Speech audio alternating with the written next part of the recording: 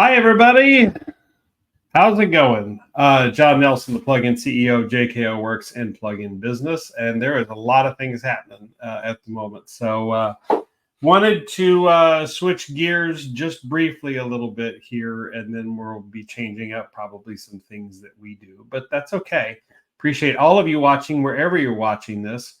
I feel the need to say that now because maybe at the end of this, you might have a different perspective, but I felt compelled to do this particular episode for a variety of reasons. And so I'm sort of walking out one of the points that I'll make here and just taking some imperfect action of getting this going. But from then on, it is really time for client getting mode and trying to finish the year strong, as we all are, without a doubt. So today we're going to be doing a little bit of management and leadership. And yes, there is a more than obvious, more than subtle, I guess, undertone here. But I wanted to set it up in such a way that people approach things with an open mind, because this is going to impact all of us at some point. What we do and how we do it and the choices we make and that sort of thing, and how to best evaluate different situations. You will come in contact with this at some point. And so this is a step in your personal step in your evolution of, toward leadership, whatever that looks like for you. We are all leaders of people somehow, but not everybody is the stand up in front of the room, blustery type, very charismatic, none of that. There are leaders who lead every day sitting in the back, just doing what they're doing and getting results as a result of it. And I truly believe that there's different types of leaders, and that takes many different forms. So I hope you come away somewhat enlightened, hopefully maybe a little empowered, and not, going to your corners and being stupid and wanting to blow up relationships, as a now I just found out late friend and boss. He and I had a conversation about this one time where people on Facebook and social media were blowing up 10, 20, and 40-year relationships over nothing. And then they have to eventually walk that back. So we're all responsible for what we say. We're all responsible for what we do. And hopefully as adults, we can figure that out with some lessons learned before a lot of damage gets done. So what I mean by all that? Well, before I get into it, I feel the need, because of the subject matter, to talk a little bit about this, because this is really what I'm, going to be what I got to be focused on. There's a lot of different things happening here. And so we're looking for customers. If you are a, first and foremost, if you're a supplier, if you're a B2B business, especially, then let us reach out to you. Not everybody's talking to you. They're busy talking to the frontline people as far as marketing goes. But this is where I came from.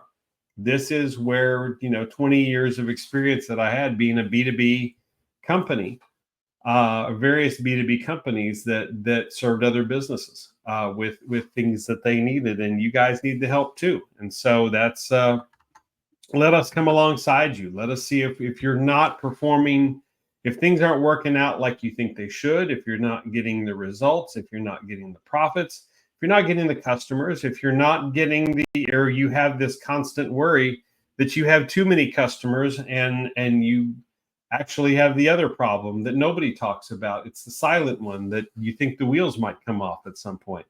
Give us a shot. We do one-on-one coaching. We got a group coaching program coming really soon. And we do different types of things. And it all starts with something we call the Success Blueprint. It's up here in the corner.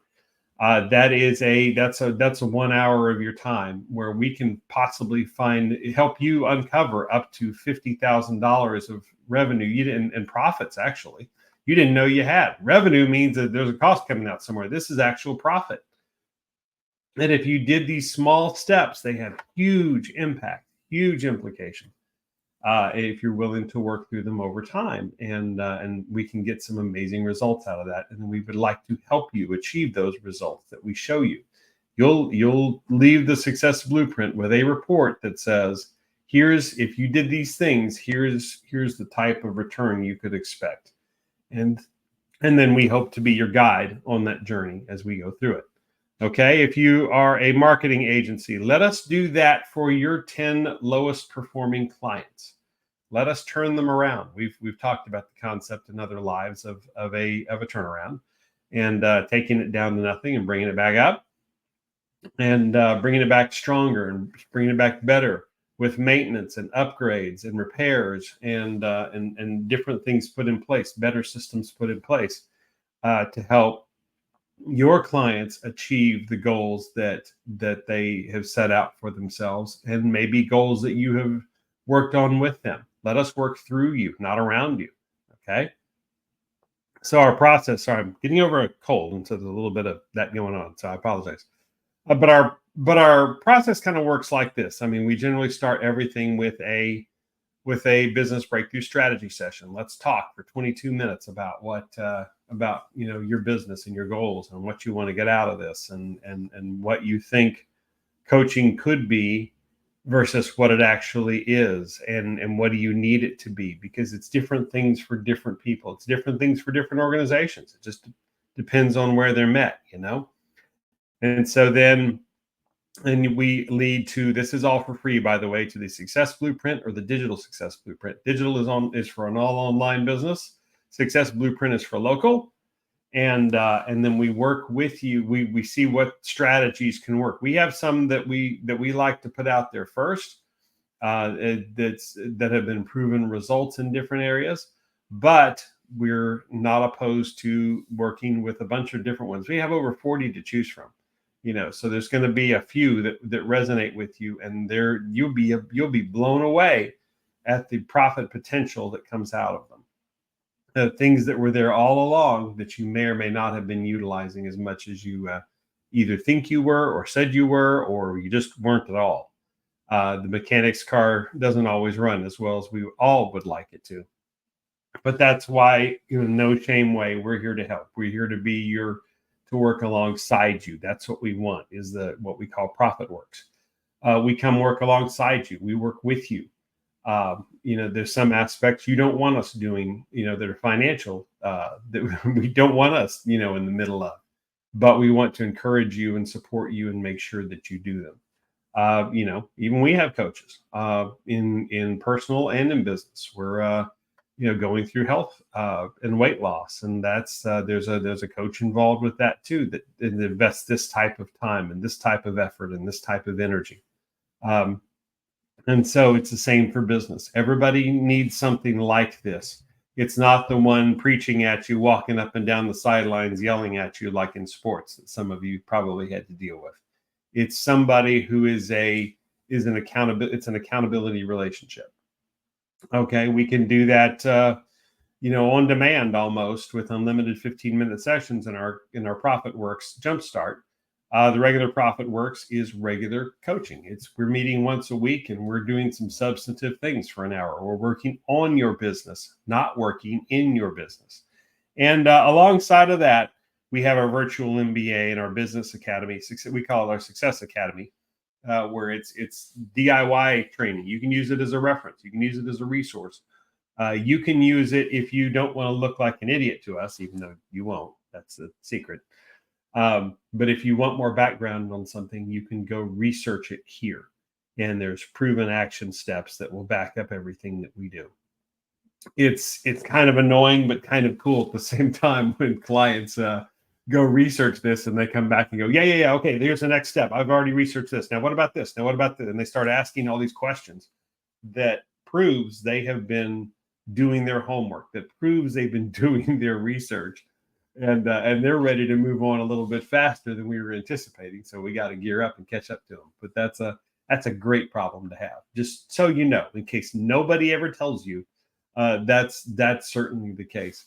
And I know some of you watching this, especially the marketing agencies, if your client really takes these, invested roles all of a sudden, then it gets kind of fun, because then you get to realize and you get to show them some truly amazing things instead of having to pull them along, right?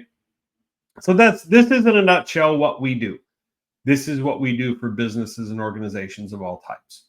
As I say, we're looking mostly for suppliers because nobody else is. And you guys, need the help. It'd be fantastic for you to have that. Not everybody's talking to you. I know. I've been one. And the ones that are talking to you are trying to get their product spec'd on your list. Been a purchaser. I understand this.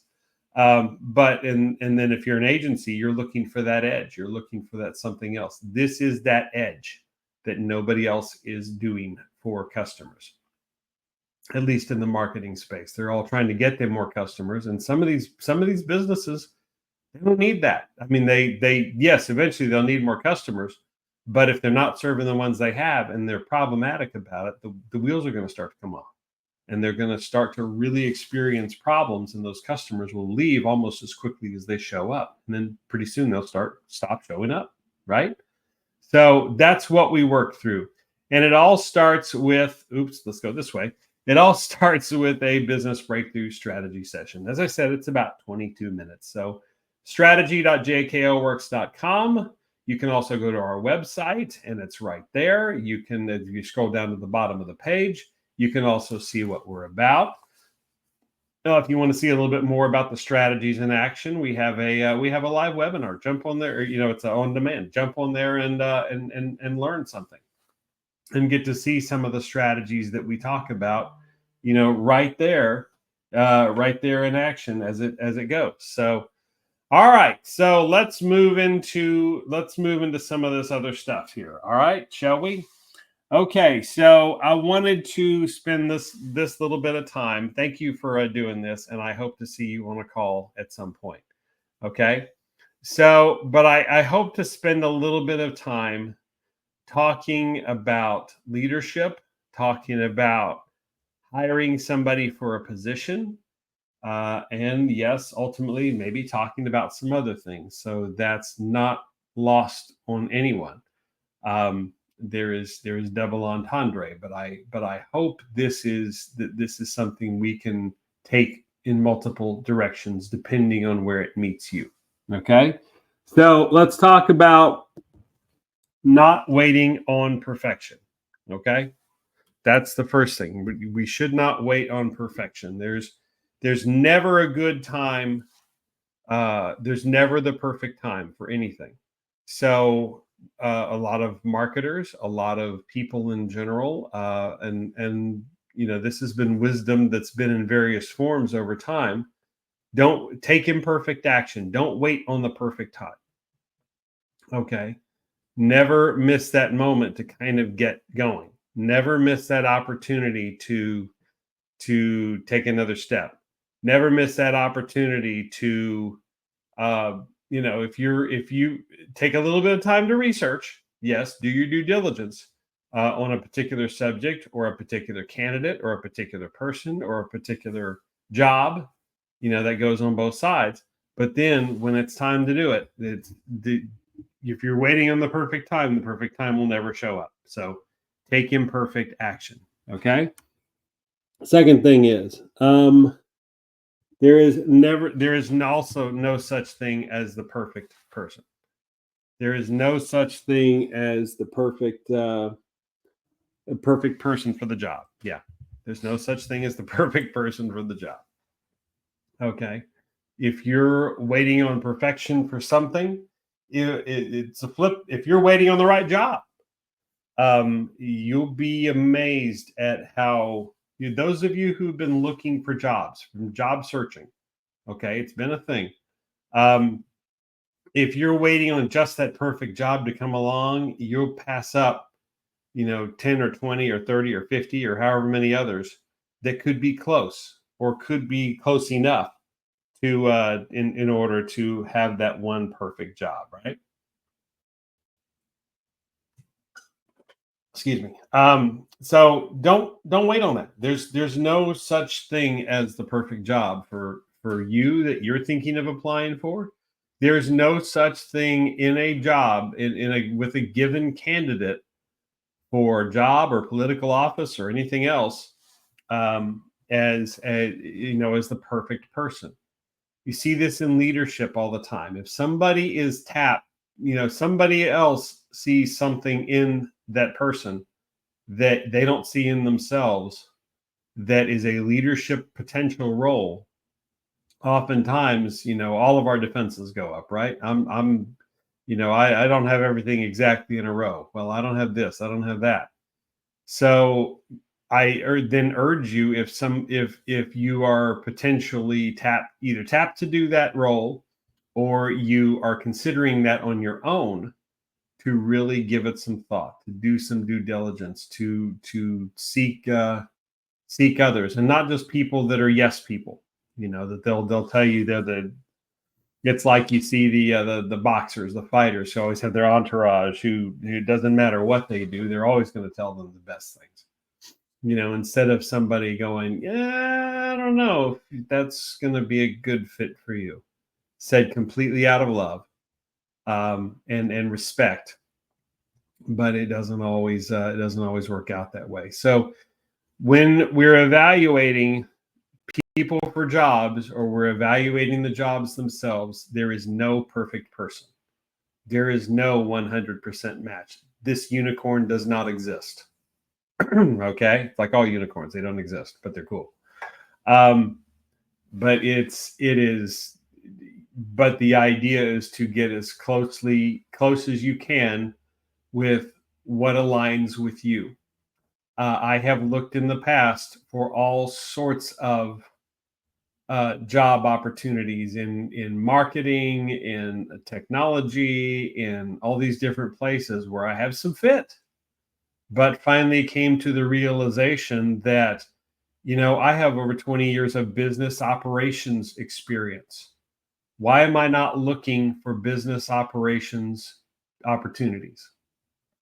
Why am I not doing that? And when I started doing that, it made all the difference.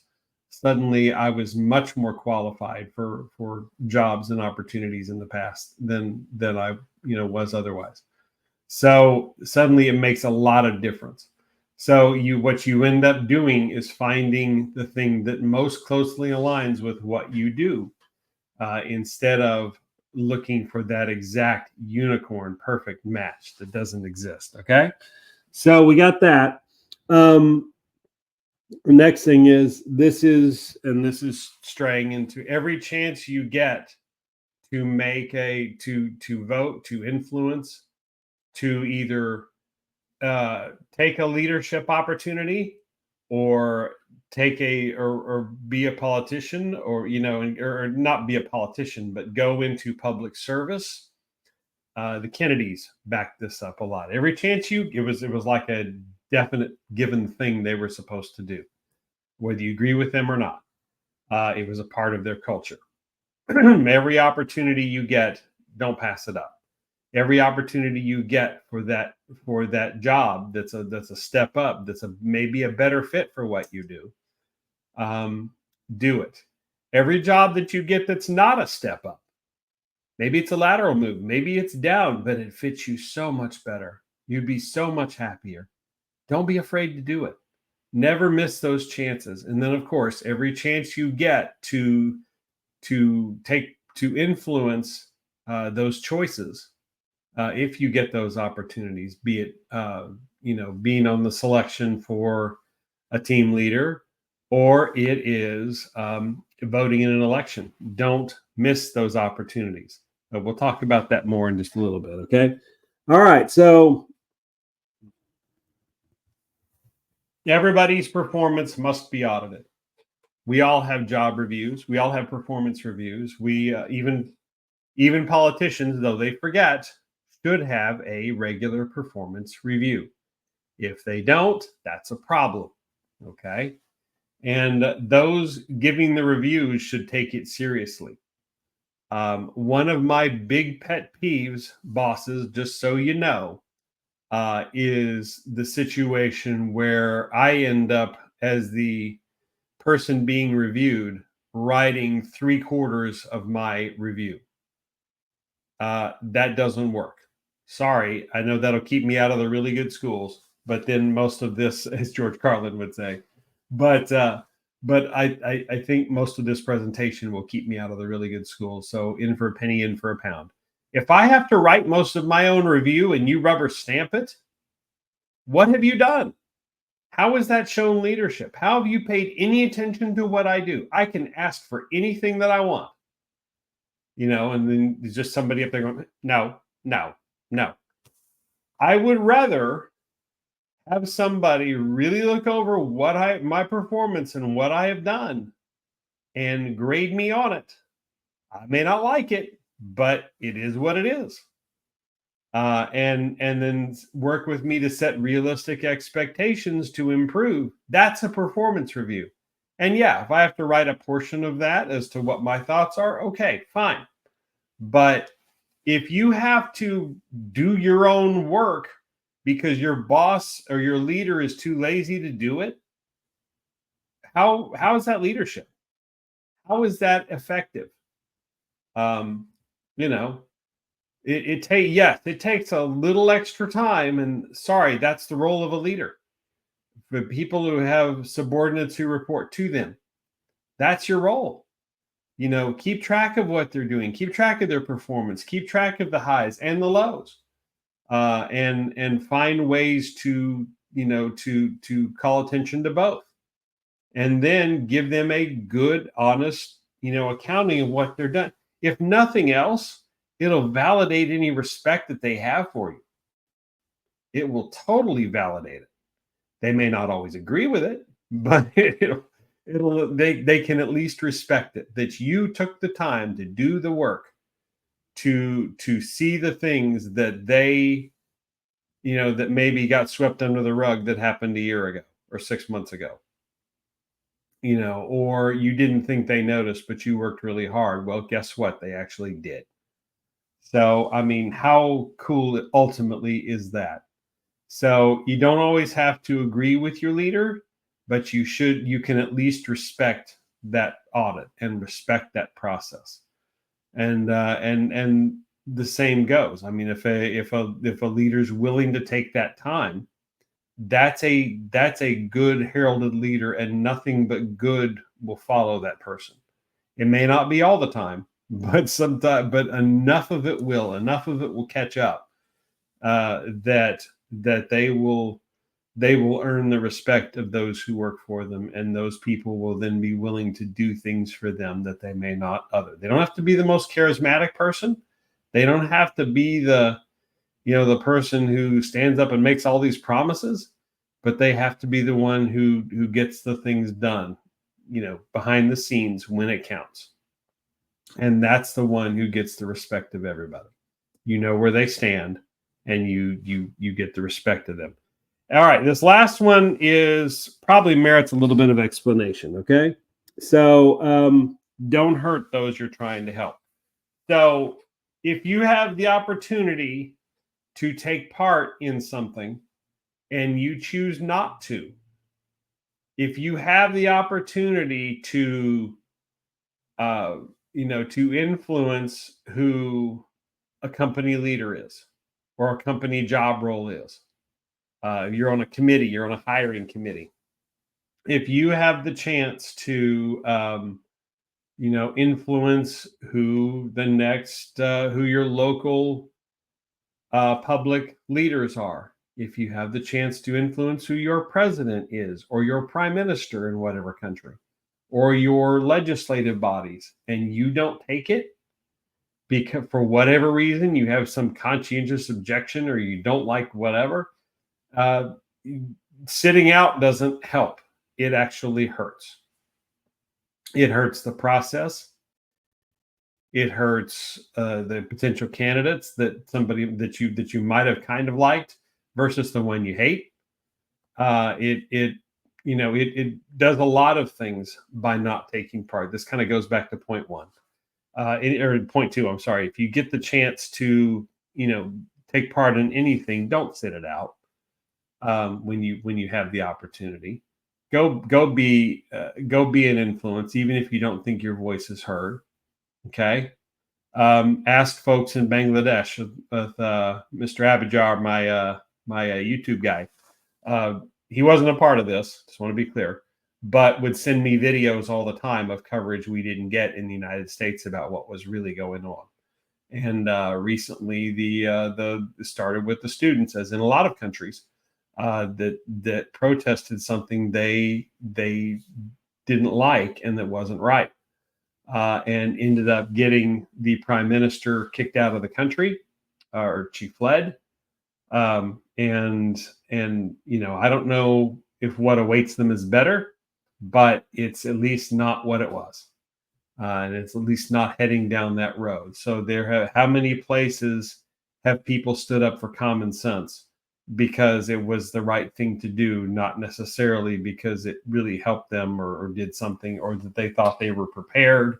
I have a friend who is a politician in the state of Texas, and I don't know the full extent of this, and certainly what it's become.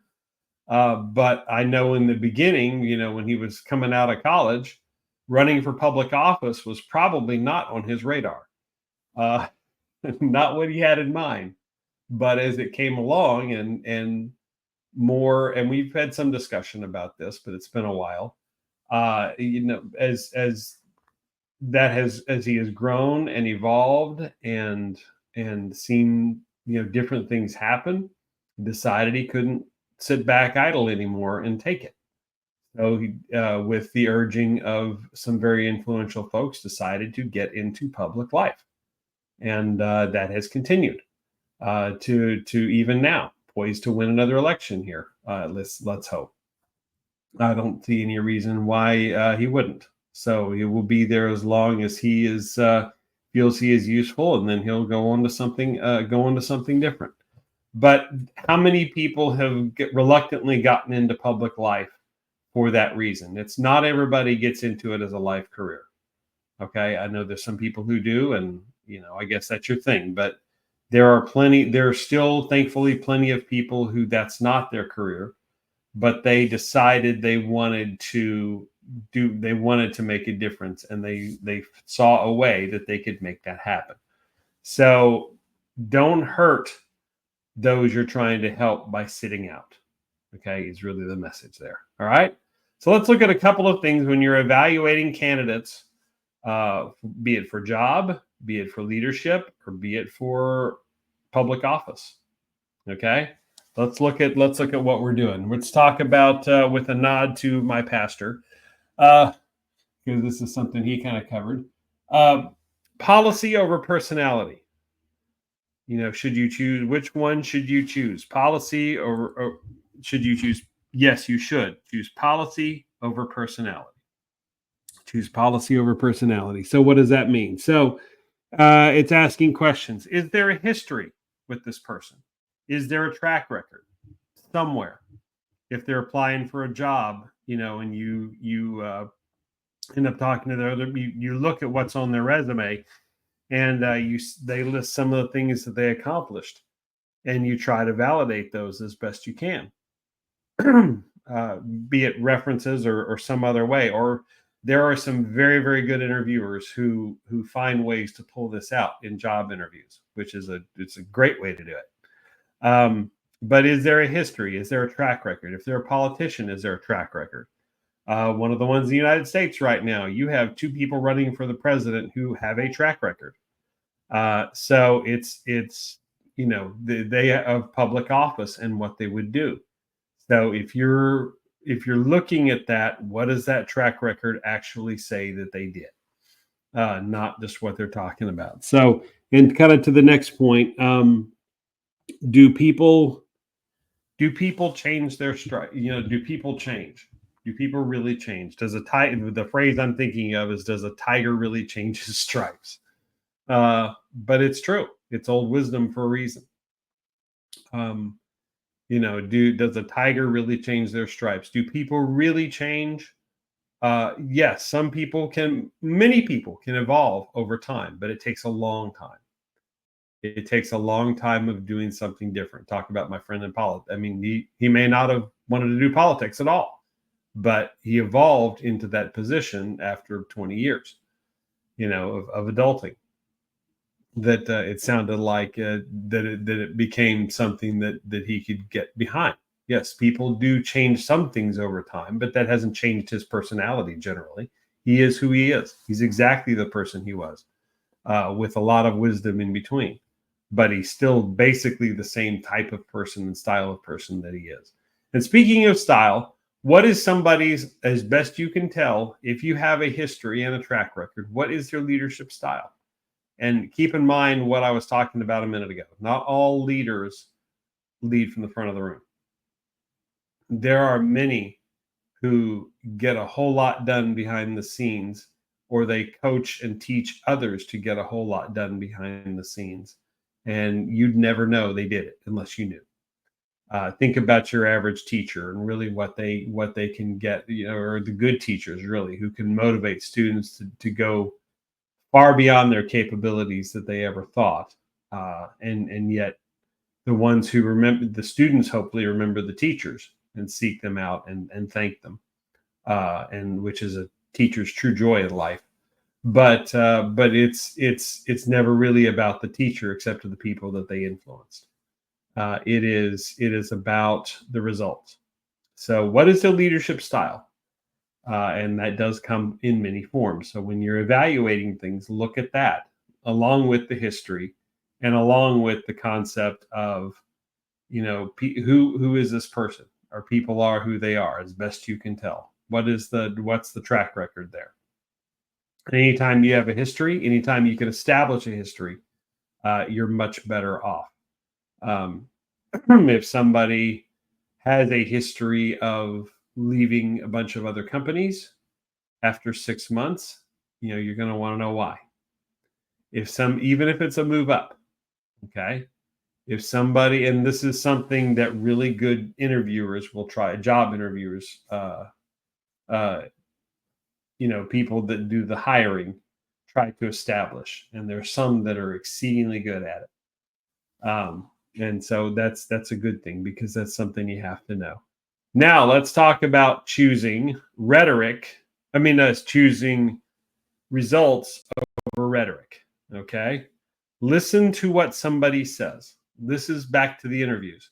This is back to sitting in front of them. Listen to what somebody says, not what others say about them, not their proxies, not their whoever they trot out to put in a good word for them. The Flavor Flav of the world, the yes man, the all the different people that somebody tries to surround themselves with, that masks who they really are. Listen to that person. Listen to what they say. Take all of this into account. If you're in a situation where somebody from within the ranks of a business, and yes, I know we're talking about politics here, guys, but this does apply to business too. If you're promoting somebody to leadership that has been in a company, what has been their history? What has been their style? Then what do they say? How do they carry themselves? How do they address different situations? How do they address other people in the company? How do they connect or don't? Do they have a history there? What does that look like? Okay. And then the other thing is you look for consistency, look for patterns, look for things that are the same as best you can. Establish a pattern as quickly as you can, because like we said before, people don't necessarily change. So look for what they are consistent about. Look for consistently how they handle situations. Look for patterns in their resume or patterns in their work, patterns in their whatever. I mean, this is what AI is exceedingly good at, guys. So if if you think you're getting away with something, somebody's gonna run your resume or run your work through AI, and you'll be amazed at what it comes up with. We'll pick out things that you don't. So try to be consistent and try to look for consistency. And the final piece here is how do their actions match? Do actions match what they do in the realm of consistency? Do actions match what somebody does? If they say they are that they're really a supportive, or they're really willing to help, and they're always leading the team, and the team is doing and we're doing great. Yet when it comes down to actually getting something done, they're nowhere to be found. or they do just the absolute minimum, but say they do a whole lot more. Is that consistent? Do their actions match what they say? Do their actions match what others say about them? And they can, oh, that's a great person. Oh, they're awesome, but they treat everybody terribly. How does that work? So I know those are kind of extreme examples, but still something to look at in all aspects. And I know all this is kind of heady, but I hope this kind of adds up. So let's go ahead and sum it up and get to the thing that I ultimately want to get to. This definitely applies to leadership. This applies to you applying for things, applying for leadership, stepping up, taking imperfect action. It applies to all of that, to all of us. But the end of this has to do more with voting. So let's just get to it. Okay. So advice for voting: do it as often as you can. If you ever want to see something in action, but you may not remember the result afterwards because it will not be good. Just tell somebody from a country who doesn't get to vote as often as you do that you're not going to vote. And may God have mercy on your soul for the reaction you're going to get. And rightfully so. Because there are so many who, I remember at a party years ago having a conversation. I didn't intend for it to go this way, but this gentleman was from Cuba, and he was very, very passionate about people not voting. And so, yes, there was a little bit of it was a bit alcohol fueled, but not totally. Because I've heard this from sober people with the exact same sentiment. If you have the chance in any opportunity, whether it's voting for leadership, voting for policies and procedures in a given whatever it is, or voting for public office and politicians, take it, do it. Don't pass it up because you don't know the people or don't agree 100% with them, or all these other things don't apply. And but never ever make a pledge to never miss that opportunity again. You cheat yourself with the result. I do care how you vote, but for right now, what makes sense is that you do it. People would try to ding me on my views back when the keyboard jockey thing was really getting started about 4 years ago, and my question to them was the same: did you vote? Doesn't matter. Did you vote? I don't care what your view is. I don't care what your bro point is. Did you vote? And if they did, then I can at least respect that. I may not agree with it, but I can respect it. So that should be the first question. Did you vote? And then if we're so inclined about taking imperfect action, did we bring our friends to vote? Did we bring our friends who would normally otherwise sit something out to vote whenever they had the opportunity? Again, if you don't agree with the candidates or whatever, fine. But if you don't support something, how does the phrase go? Support what you love or it goes away. Support what you're open to or it goes away. Whether or not you 100% agree with it, that may or may not. I mean, there are people in the United States who, say, and wrongfully I might add, that this is if this vote goes the wrong way, this is the last vote you'll ever get. And that's not, thankfully, our founding fathers are smarter than all of us. And that's not going to happen. But certainly the caliber of candidate we get to vote for would change as we go along. But we will have that right until for a long time, but we should treat it as though the next time we don't. Not to scare everybody, but to spur action. So everybody should get in there and make their voice heard and make a real difference. All right. Look for so this kind of bring all this back around, as you already see it here. Look for policy over personality. If somebody's personality rubs you the wrong way, I don't care. What's their policy? Most politicians I don't agree with. Most politicians I don't want to sit and listen to. But what are their policies? What's their job performance like? Do they have a job performance? No matter where it is. As I said before, luckily we do. What are they actually saying? Not their proxies. What are they? So if you really want to know where a candidate stands on something, listen to lots of audio of them, watch lots of video of them. If you're really good at picking up on nuances and that sort of thing, do that. That's how you be informed. Don't watch the news, because no matter, it's like your favorite college football team. No matter what team it is, there's going to be people who are forever for it and people that are forever against it. Everybody has their detractors and everybody has their supporters, and so you'll either get the yes people or the people who constantly down them just because. Listen to the actual candidate. Listen to what they're saying, and above all, don't be one of these super fan keyboard jockey people who doesn't matter what it doesn't matter what you say, it doesn't matter the arguments you make, it doesn't matter who you vote for, it doesn't matter what you support. They're either completely for or completely against, and they're not going to change their minds either. Don't be some of those people. Be your own person. Be your own informed decision. Listen to a candidate. Listen to where their stance is on stuff. Listen to see if that aligns. As not going to be 100%. No such thing as a perfect candidate, right? Not going to, but see where that aligns with people, and then make your own decision. You big person, you big boy, you big girl, you go make your own decision, and bring your friends to vote. Don't bring your friends to vote the way you're voting. Bring your friends to vote. Okay? That's my out of, you can look at the history of YouTube channel, and this is my only stance on this.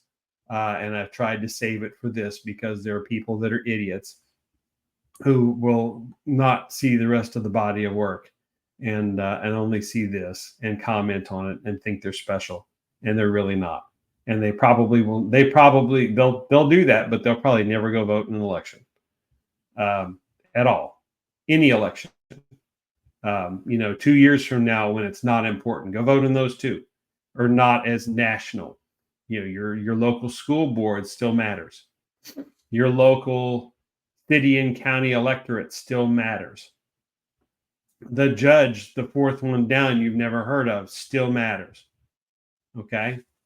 It's those make a difference, because those were probably, yes, some of those are political hacks, and they have aspirations for something that's bigger and not very good, but they are still going for office, not necessarily based on a payday. They're going for office based on some of their ideals and some of their conscience, and that then overshadows the people who really do vote their conscience, who really decide to run for political office because of what they believe, because of who they are, because of the type of people they want to serve, and they want to, and they are servant leaders. There are those people out there, and they need to be supported in all different aspects of politics. There are more left-leaning folks than more liberal, in the true basic sense of the word, leaning folks that have the absolute best of intentions, and their heart is absolutely in the right place, and they're running for office for reasons that are completely theirs, and that's okay. That's respectable. That's not taking a stand and just being an absolute blocked off super fan. It's like your favorite college team, that your life literally hangs in the balance as to whether or not they win or lose that football game on Saturday. Okay. No, that's just going to end badly. But as far as how I'm going to vote, so I've saved it up for the end here. So because, you just get all the people who are half informed. So this is my representation of how I'm going to vote. It says proud deplorable. If you want to look up what that means, feel free. But I'm voting my conscience. I'm voting at all. And I'm voting for people that, as best I can tell, share those views, doing the best I can, taking imperfect action, not sitting it out. And I strongly urge you to do the same. So we're back to regular content in the future, but I felt this was on my heart to put out there. I hope you found some benefit out of it. If you look over the politics and take it for either stepping up into a leadership position or or voting for somebody who is to go into a leadership position, no matter whether that's in politics or public life or not. I hope you found this beneficial. And if your business is looking for something a little bit different, that because you're not getting the results you want without the politics, then let's talk about what that can look like. I don't need hate mail. None of us do. Let's all have better uses for our time and actually put it to voting to get your candidate into office, or making sure that your business is picking the best teams and the best leaders for the job based on their performance, based on their experience, based on their leadership style, and based on the results that they believe in their heart of hearts they can get by taking imperfect action in a company. Thanks for watching. We'll talk to you sometime soon.